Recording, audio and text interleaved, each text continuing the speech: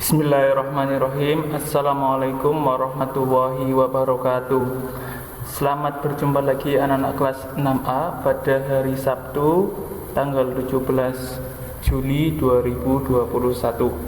Baik, hari ini di tema 1 kita akan belajar SPDP. Kita lanjut saja. Kalian bisa langsung buka di pelajaran 2 pada buku kalian. Yang akan kita pelajari yaitu mengenal karya seni patung. Ya, seni itu terbagi menjadi 3 ya, seni musik, seni rupa, dan seni apalagi satunya seni musik, seni rupa, dan seni tari ya. Itu. Nah, hari ini kita akan belajar patung atau seni rupa. Patung adalah karya seni rupa 3 dimensi yang meniru bentuk manusia, hewan, tumbuhan, atau benda yang dibuat menggunakan teknik tertentu. Teknik di sini itu artinya cara dalam membuat patung.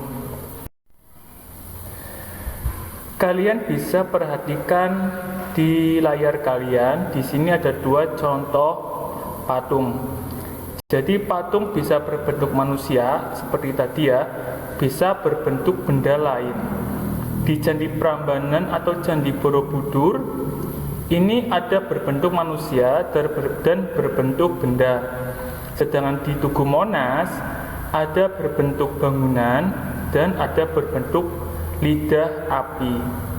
Fungsi patung sendiri itu berbeda-beda. Pertama, sebagai sarana ibadah untuk agama tertentu, misalkan agama Hindu atau agama Buddha. 2, mengenang jasa pahlawan atau suatu peristiwa bersejarah. Bisa bergambar tokoh pahlawannya atau bisa juga peristiwanya. Kalau di Slawi itu ada di depan Masjid Agung, ada patung GBN. Selain ada patung tentara, di situ ada patung yang berisi peristiwa. 3, pelengkap konstruksi bangunan. 4, penghias bangunan atau taman. 5, dinikmati keindahan bentuknya. Itu ada sebagian fungsi dari patung. Kira-kira di rumah kamu ada patung atau tidak? Lanjut ke pelajaran 5. Alat dan bahan pembuatan karya seni patung. Dalam membuat patung, kita membutuhkan alat dan bahan yang sesuai. Nah, pertama, alat yang digunakan. Alat yang digunakan dalam patung itu biasanya berupa kutsir, meja putar, cetakan, palu dan pahat, serta amplas. Alat di sini ini nanti berhubungan dengan teknik membuat patung. Contohnya alat kutsir.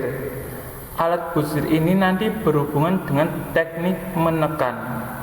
Meja putar juga biasanya digunakan dalam teknik menekan patung menggunakan tangan. Kalau cetakan itu berupa alat cetak. Pahu dan pahat biasanya untuk bahan-bahan yang keras seperti batu, ya, teknik pahat. Serta amplas. Amplas di sini berguna untuk menghaluskan hasil karya. Bahan-bahan di dalam membuat patung itu dikelompokkan menjadi 2. Pertama ada bahan yang lunak dan kedua ada bahan yang keras. 1. Contoh bahan yang lunak antara lain tanah liat, lilin, sabun, dan plastisin. 2. Contoh bahan keras. Contohnya ada batu, kayu jati, dan marmer. Semua bahan ini berbentuk padat, tetapi tergantung tingkat kekerasannya. Ada yang lunak dan ada yang keras sekali.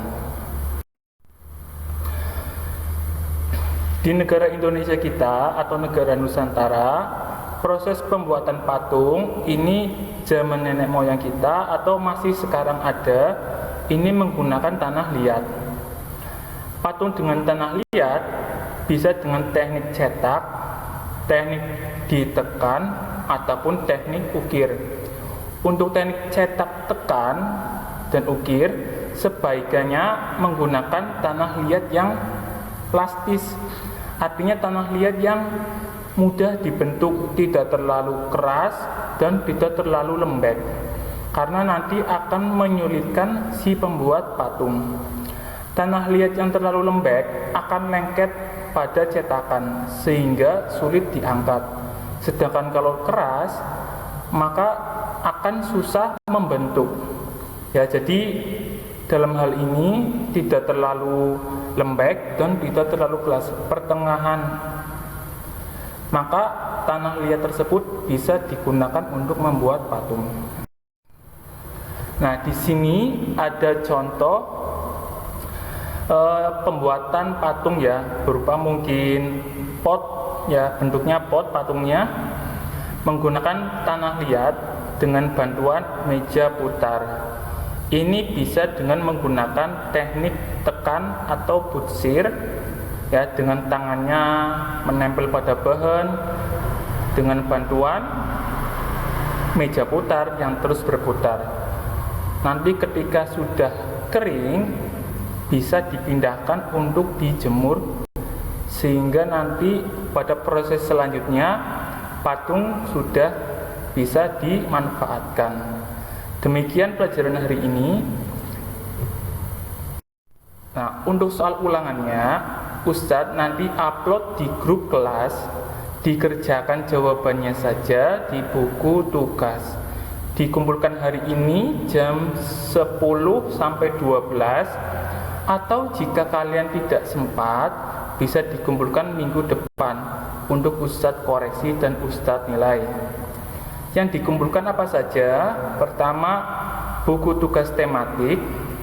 2, buku tugas matematika.